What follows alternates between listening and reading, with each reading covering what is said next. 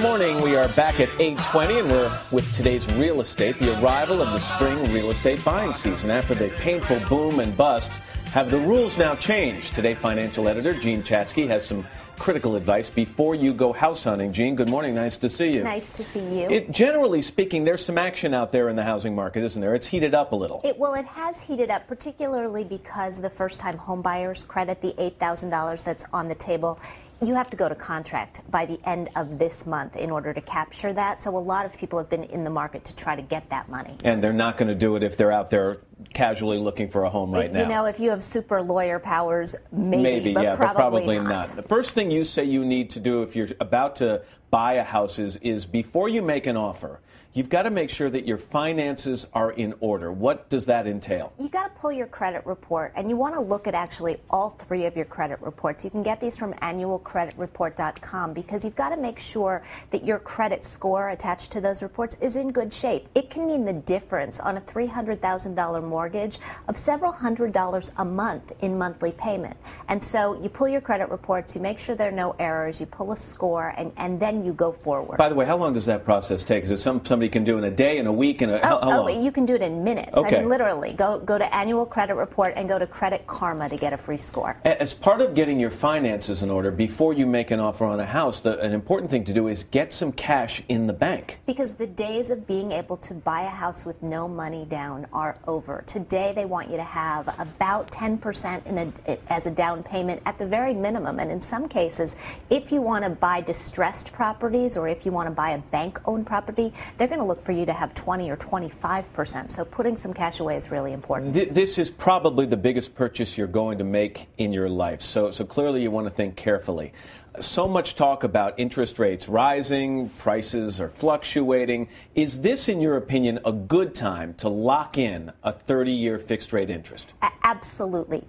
30-year fixed-rate mortgage right now is about 5.15% for somebody with a good credit score. That is very, very close to the 50-year lows. I know there's some people sitting out there and saying, hey, I saw them in the 4s very recently. They are not going back there. They are only going up. We're heading into a rising interest rate environment. And so, absolutely, it's a very, very good time to lock in that borrowing. However, if you're living in one of the areas of the country where the prices of homes is still going down, you've got a decision to make. How do you weigh rising interest rates with potentially lowering prices? In other words, if you wait, you pay more on your mortgage, but if you wait, you could get a better price on the house. And it's a real concern because if you look nationally, prices are expected to go down another 5% or so into 2011, but you'll make it up on the mortgage. As long as you're going to be in that house for about 5 years, you'll be able to make up the amount that the price drops over the next year or so. All right, so now you've gotten your financials in order. Yes. Now you've got to look at where you can find the best deal, and the old adage in real estate is location, location, location. Right, so you have to look locally to figure out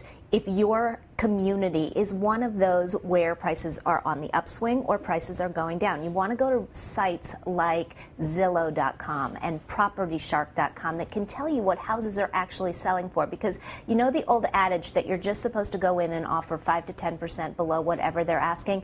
It doesn't work in all areas. In Chicago right now, they're having bidding wars. In Fort Lauderdale right now, and this was reported in USA Today yesterday, prices are 20% below the ask. So either you're going to get ripped off or you're going to overpay unless you do your homework. So you got to go locally, figure out what's happening, and then how do you decide what's the right offer to make? You look at where the prices were listed and what they actually sold for. And there's enough information on the internet to actually give you that. And then if you want to look for a real deal, McMansions are so out of fashion. Bigger homes are so out of fashion. The prices on those are coming down, whereas the starter homes, which were very attracted to people who wanted that first-time home buyer credit, are largely gone. Jean Chatzky, good information as always. Thanks. Thanks.